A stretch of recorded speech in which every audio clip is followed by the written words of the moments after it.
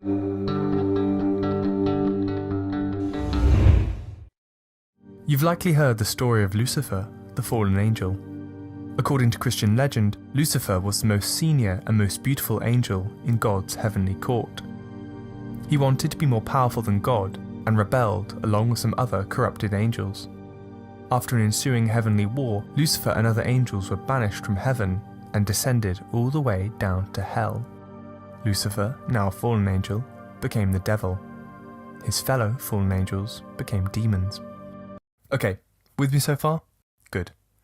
The story you've just heard is not in the Bible. Well, at least not in the way it's often told. The real origin of Lucifer is a lot more interesting. It's actually one of misinformation, conflation, and one very curious mistranslation. Let me explain. Before we get into wars in heaven, fallen angels and hellfire, let's start with his name, Lucifer.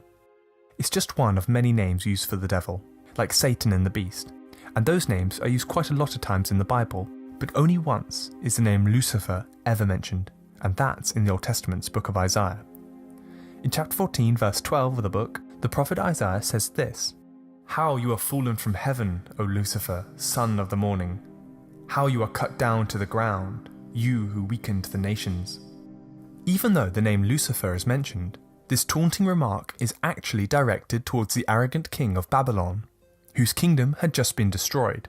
Isaiah is basically teasing him for it. So, "How are you fallen, O Lucifer, son of the morning," kind of just means, "King of Babylon, oh look how the mighty have fallen." But why did Isaiah need to call him Lucifer? What's Satan got to do with any of this? Well, you might say, Lucifer was ungraciously cast down from heaven as well. So, likening the king of Babylon to Lucifer is actually a pretty good comparison here. And yes, you would be right. But the thing is, if you examine the text in its original language, Isaiah was never really making this comparison in the first place. When we read the same text in its original language, biblical Hebrew, Isaiah's taunt actually sounds a bit like this: Ek napalta mishamayim helel ben shachar, nigdata la'aretz cha'olesh al goyim. Did you hear me say the word Lucifer? No. Nowhere does the real Isaiah actually say this name. Instead of being called Lucifer, the king of Babylon is called Helel ben Shachar, literally a shining one, son of morning. In Hebrew, a shining one, son of morning, does not refer to Satan or the devil, but a planet, the planet Venus, otherwise known as the morning star.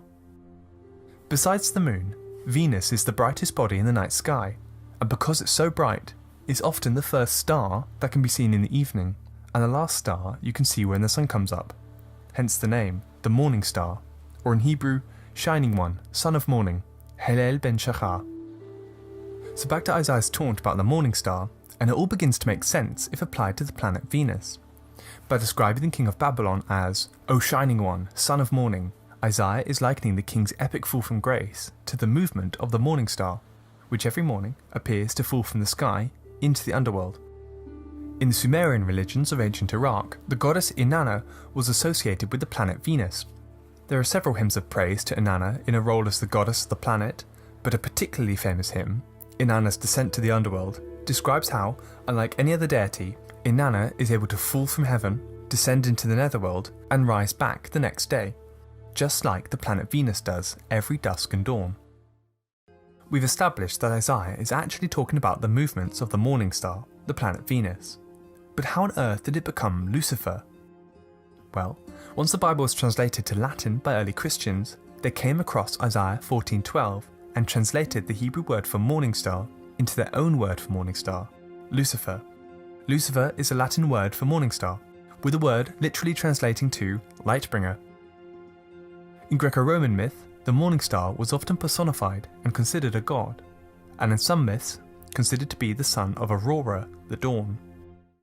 How did the morning star, Lucifer, aka Venus, turn so evil, and where do the fallen angels come in? To thank for that, you have the Book of Enoch. It's an apocryphal biblical text written around 300 to 200 BCE, and it didn't quite make it into the final cut of the Bible, but was incredibly popular in Second Temple Judaism. In the Book of Enoch, there's a chapter called the Book of Watchers. And in this chapter, we have the Watchers, who were dispatched to Earth to watch over humanity. But they did a terrible, terrible job, and they soon began to lust for human women, and, led by their leader Samyaza, all started to defect from God's command, and began to procreate among human women.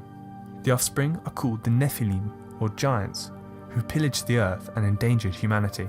Samyaza and his fallen angel cronies also began to teach the humans certain forbidden arts, like weaponry, cosmetics, mirrors, sorceries, and other hidden secrets. Meanwhile, God's looking down in anger and disbelief, so allows a great flood to rid the earth of the corrupted humankind and those Nephilim, but first warning Noah to build his ark, as described in the book of Genesis. Afterwards, he gets his loyal angels to punish the fallen watchers, including their evil leader, Samyaza. Remember, none of this is actually canon for mainstream Christianity or Judaism. It's labelled as an apocryphal book. In today's terms, that's the equivalent of being a sort of Bible fan fiction. But at the time, people loved the Book of Enoch so much that it began to influence contemporary religious ideas. Even in the New Testament book of Jude, the Book of Enoch is directly quoted.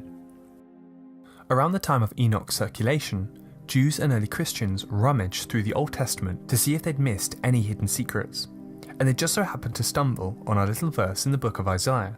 Instead of seeing it as a reference to the planet Venus as originally intended, they found a hidden reference to that fallen angel Samyaza as seen in the book of Enoch. And when early Christians read Isaiah in Latin, they came to understand Lucifer not as Lightbringer, but as a name for a fallen angel. And so, Lucifer, the name for the fallen angel, finally stuck, and was added to a growing number of names used for the devil, such as Satan, the beast, Beelzebub, and so on. Now each one of those names have their own fascinating origins that I'd love to cover in a future video, but for now I'll leave it at that. And that is as close of an origin story to Lucifer as we can get. It's a story of how a planet accidentally became a fallen angel. Today's Bibles no longer use Lucifer in their translations, and instead use Morningstar in Isaiah 14:12. The story of how Lucifer got his name is such a rabbit hole, so I recommend to explore the topic yourself. As with all my videos, I provided links down below. If you're new here, why not subscribe? I have a series of videos on my channel that might interest you. Anyway, I look forward to seeing you again for my next video. Goodbye.